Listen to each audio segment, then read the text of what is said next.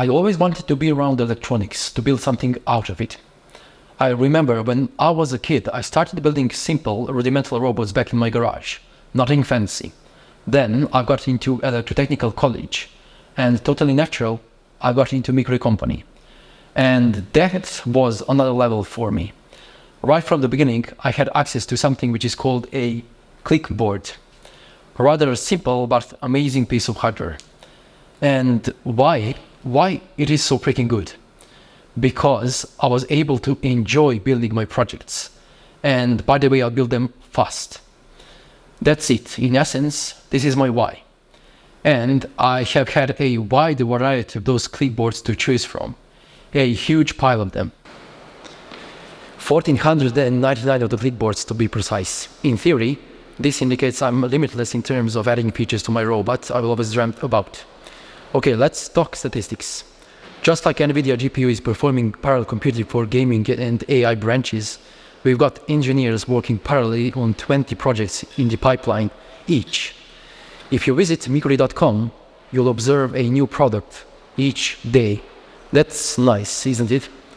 And we couldn't perform those two without standardization, right?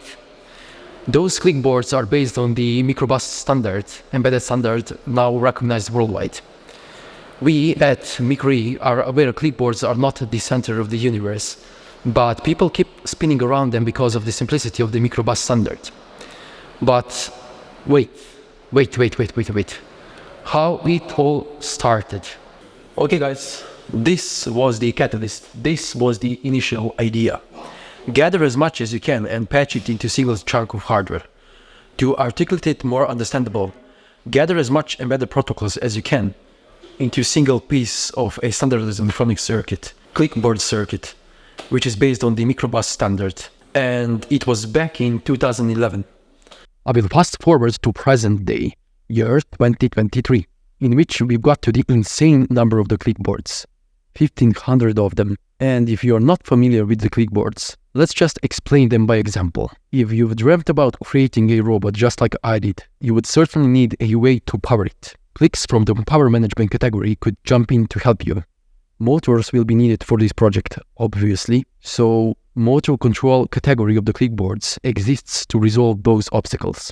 You would also want to control your robot, right? Clickboards from the wireless connectivity category could create a radio frequency bridge between your remote controller and the robot itself. There are 9 more categories of those clickboards at your disposal. Possibilities for your projects endless.